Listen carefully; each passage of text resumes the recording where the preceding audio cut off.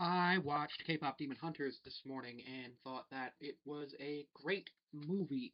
The animation was very interesting because it was not something I expected. I actually expected it to be kind of more of a uh, like a classic style, almost most classic anime style.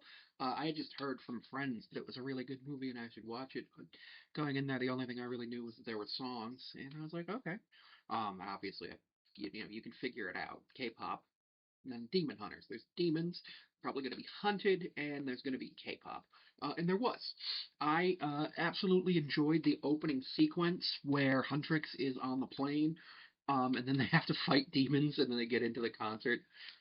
Because I thought that was one of the coolest things ever. Because you get a lot of the exposition right out of the gate, and it takes a lot of just the guesswork out of what's going to happen over the next little bit, or why is this conflict happening. Out, you actually get to see that the conflict is the demons are trying to take human soul, and the hunters are trying to get stop that. And they do it in various ways, and I thought that was really cool. Also, showing the fans that they were um, well, the fans basically thought that the Huntrix were using special effects, which I thought was great. That is an absolutely amazing way to um, basically say, hey, we are not just going and making sure that you think this is real and this is magic. It's a good way to hide supernatural stuff. I think that's really cool. Excuse me. Now, overall, my favorite character was Rumi. Rumi is very interesting because Rumi is half demon, half human, and she's a hunter, and she has to go and hunt the demons, and she has to confront that with herself, and that is very interesting. I thought it was a very queer, actually, I read it as a very queer piece of media here. Because there's this thing called a dysphoria hoodie that trans people will often um, wear just to hide themselves. It's a thing. Be 90 degrees and they're in a hoodie. And she's in a hoodie constantly throughout basically the first three quarters of the movie when she's with the other two in the band.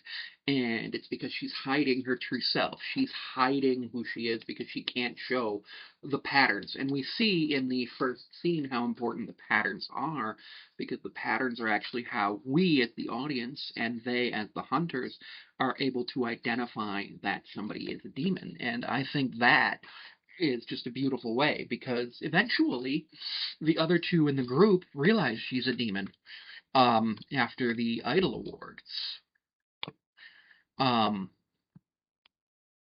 and they realize it because they see her with the with the patterns and they're like, okay, they see it.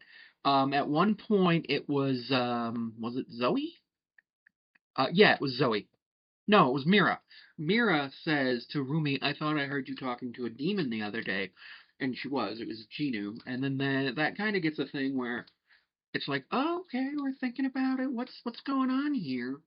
And you see that there's like seeds of distrust, and also because the movie's showing the Saja baby, you see that there are seeds of distrust, and you see that the K-pop boy band of demons is sowing that, and I thought that that was just a really good way to up the tension in the movie.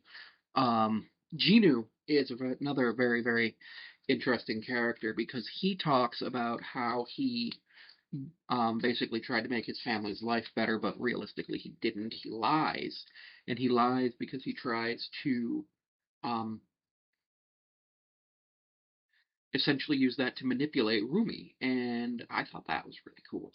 Now, the end of the movie where they're actually making a new Hamun is also something that I read as a little bit of a queer thing because a lot of times queer people will try to make a new world for themselves. A lot of times queer people go into new worlds by using media. And the Hamun was an old world, and it represented an old order, the old way of doing things, and it needed to be done in a certain way in order to make sure that Lima never came back and the demons didn't come back. And unfortunately, because they were going after the fans, they were actually making it so that they were potentially going to bring the demons back, and in fact, they were successful for a little bit. And then they make the new Hamun, and I thought that was very, very interesting, and it uh, basically a commentary on how queer people will either make new worlds or go in and enjoy the worlds that other people create. You'll often find that people who create content, people who write books, people who make movies are queer in some way, and it's because they want to escape from reality for XYZ reason. Um, this has been true throughout history. You'll often find a lot of queer representation in media for that same reason. Um, it's not because people are woke. Like if you go back, the Iliad, the Odyssey. I'm not saying that Odysseus and Polites were gay for each other because Odysseus was the token straight man in Greek mythology. But yeah, although also the Greeks were gay because they hated women, not because they liked being gay. Uh, but I thought that was very interesting. Now, my favorite song was Golden, because it also did a really good job of talking about how you are going to be yourself and how you can stop lying. I thought it was a very queer coded song. But my favorite use of a song was the first opening number, which I have to go and double check what the name of the song was. But that was my favorite use of the song in terms of a storytelling medium. Um,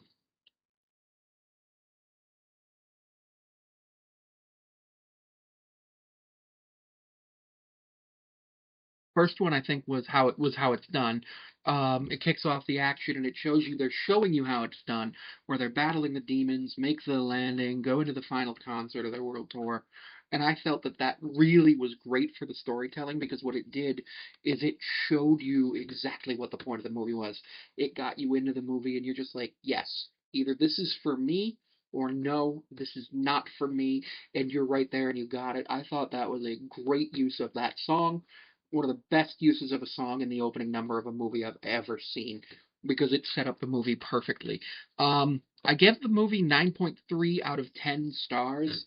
The reason it loses a little bit is because it was only 90 minutes long, really a little bit less. The credits were 12 minutes long, and because I would have liked to focus a little bit more on the interpersonal drama between the members of Huntrix. Unfortunately, that really took a backseat to the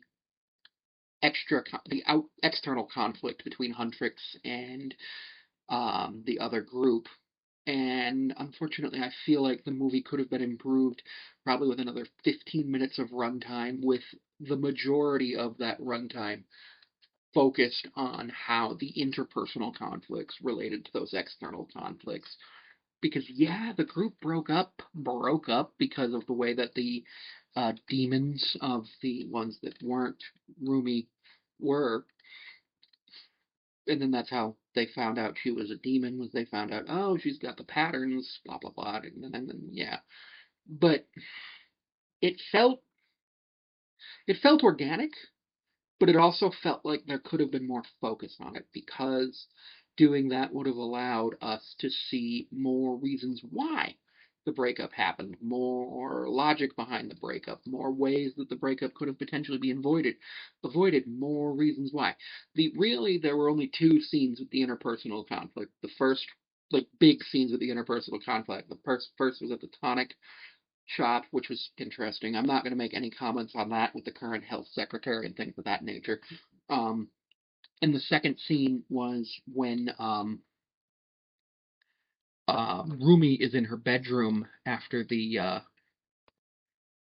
cat comes in and Mira comes in and is accusatory, and those are the two really big scenes. And a third scene really likely would have just added something to that, or even expanding on those two scenes. Even if you expand on those scenes, you add 3 minutes to the one in the bedroom where you add in Zoe. and I think you can probably even do it. I would have liked 15 minutes, but you had 3 4 minutes. You bring in Zoe. I think that might have made the movie perfect. And overall, I say this is a good movie. I highly recommend you watch it. So yeah, Don't forget to take some time to follow me on my other platforms. You can follow me at the YouTubes, otherwise linked in my bio, or The Trapezoid Talks is the main YouTube channel. You can book me on Cameo at Sammy5436. Patreon and other paid services platforms are also Sammy5436. You can check me out on Instagram at Sammy54362 and Samantha P54361. And I'm on Twitter and Blue Sky, though I'm not very active there. But thank you for joining me for another video. Plenty more coming up in a moment on the Trapezoid Network.